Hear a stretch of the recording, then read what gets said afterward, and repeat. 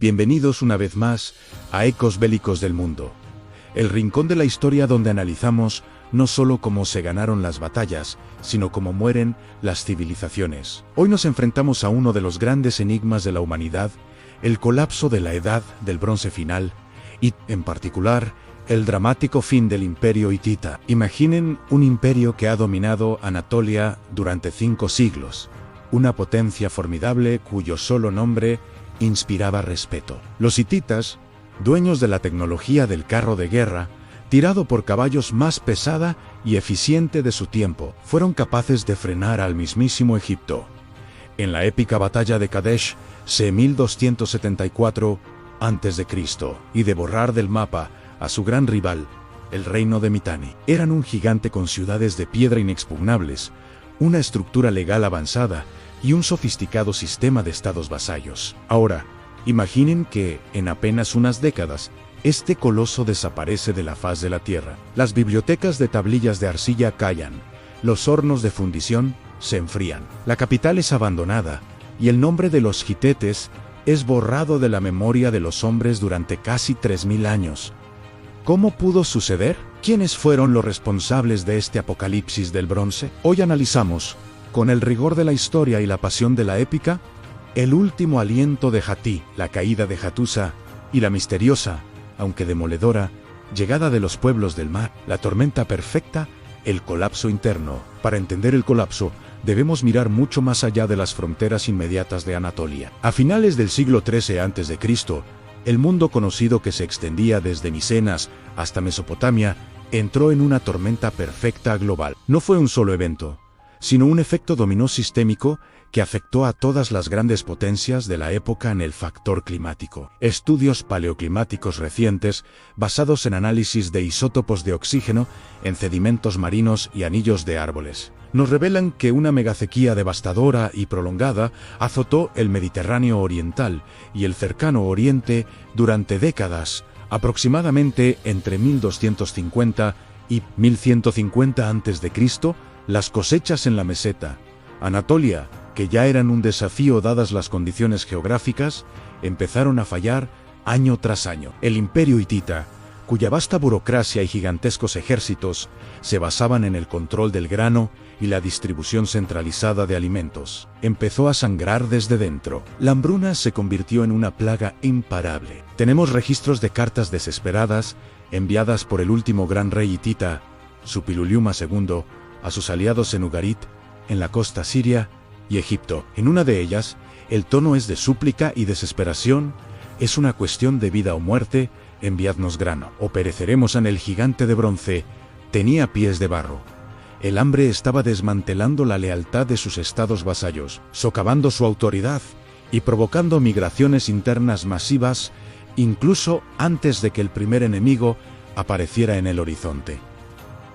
La revolución militar, la llegada de los pueblos del mar. Pero mientras los hititas miraban con desesperación al cielo, esperando una lluvia que no llegaba, desde el oeste, el mar empezó a vomitar fuego y hierro. Aquí es donde entran en escena los misteriosos pueblos del mar. La egiptología los describe como la fuerza que amenazó con aniquilar a Egipto, pero para Hati fueron la espada que cortó el último hilo de su existencia. ¿Quiénes eran? No eran un solo ejército imperial, sino una vasta y caótica confederación de pueblos desplazados. Los registros egipcios y ugaríticos mencionan a los Shardana, posiblemente de Cerdeña, los Peleset, los futuros filisteos, los Denyen, posiblemente relacionados con los dánaos o micénicos, y los Laka, entre otros. No eran simplemente bandas de saqueadores, eran naciones enteras en movimiento, con sus familias y posesiones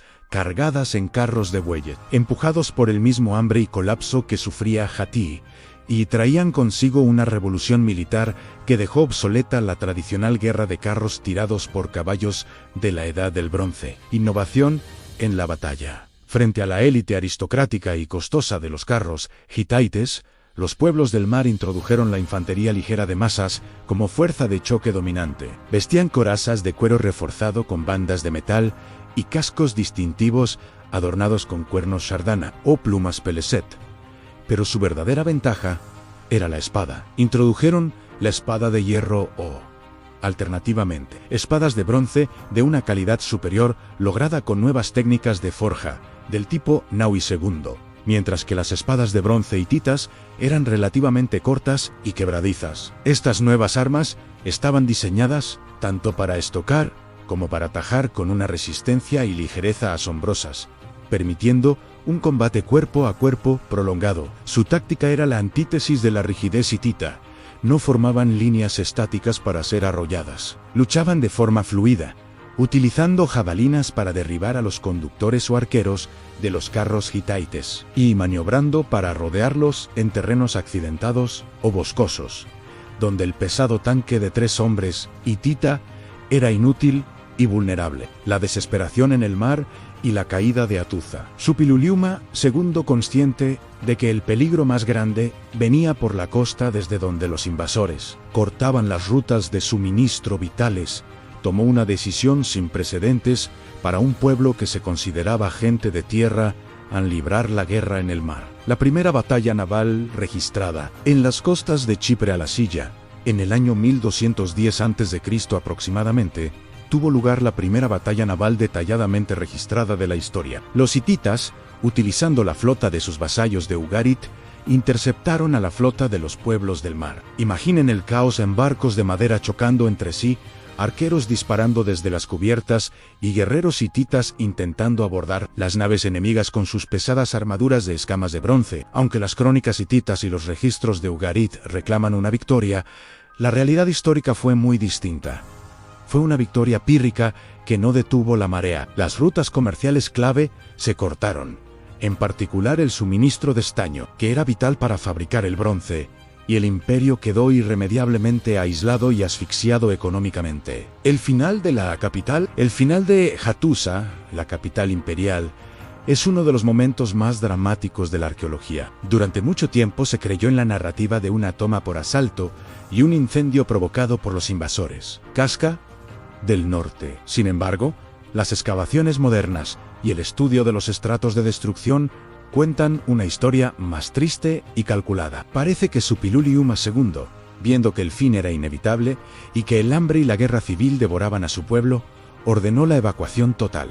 No hubo una masacre masiva en las calles. El rey, su corte y el tesoro real abandonaron la ciudad de forma organizada. Antes de irse, quemaron intencionadamente los edificios oficiales y los templos para que no fueran profanados, llevándose consigo los archivos más importantes. Hattusa, la ciudad que había aterrorizado a Oriente Próximo, quedó como un esqueleto de piedra humeante, silencioso y abandonado al viento de la estepa. El imperio hitita se extinguió, no con un rugido, sino con un suspiro. El legado neo-hitita y el nuevo orden de hierro. Con la caída de Hattusa, el imperio hitita, como estructura política unificada, desapareció de la historia de Anatolia. Sin embargo, su pueblo y su cultura no se extinguieron. Los supervivientes, especialmente la élite y parte de la población rural, se desplazaron hacia el sureste, hacia las montañas de Tauro y el norte de Siria. Allí fundaron lo que los historiadores llaman los reinos neo-hititas, Uzi Druzichitaus. Pequeñas ayudes de estado, como Kargemish, Gergam o Meled, mantuvieron viva la escritura jeroglífica, los dioses y el arte de sus antepasados durante otros 400 años. Estos reinos actuaron como una valiosa cápsula del tiempo, resistiendo el avance de la nueva potencia que surgía en el este, el brutal imperio asirio. Mientras Ati caía, Egipto lograba sobrevivir por los pelos gracias al genio militar de Ramsés III, quien derrotó a los pueblos del mar en la batalla del Delta ca. 1175 a.C. Pero el mundo ya no era el mismo. El orden internacional cohesionado de la Edad del Bronce, el Club de los Grandes Reyes, se había desintegrado, las rutas de comercio global desaparecieron, la escritura se perdió en muchas regiones, y la humanidad entró en una verdadera edad oscura, de la que no saldría hasta siglos después, ya con el hierro como metal dominante. Los hititas, los maestros del bronce y los carros, pasaron de ser los señores del mundo a ser una leyenda olvidada bajo los montículos de Anatolia. ¿Qué nos enseña el fin de Ati?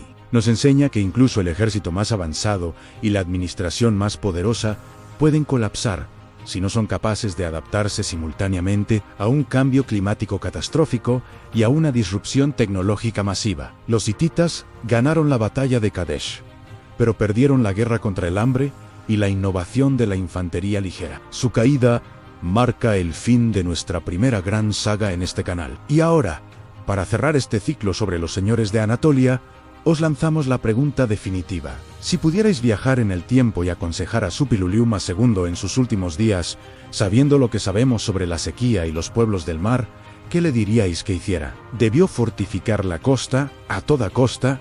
¿O debió intentar una alianza desesperada con los invasores para integrarlos en su ejército como una nueva infantería de hierro? Dejad vuestras reflexiones en los comentarios. Nos encanta leer cómo vuestras mentes estratégicas resuelven los dilemas del pasado. No olvidéis suscribiros a Ecos Bélicos del Mundo, activar la campanita y compartir este final de saga con todos aquellos que amen los misterios de la historia. Vuestro apoyo es lo que permite que estas crónicas olvidadas sigan resonando en el presente. Pero no os vayáis muy lejos.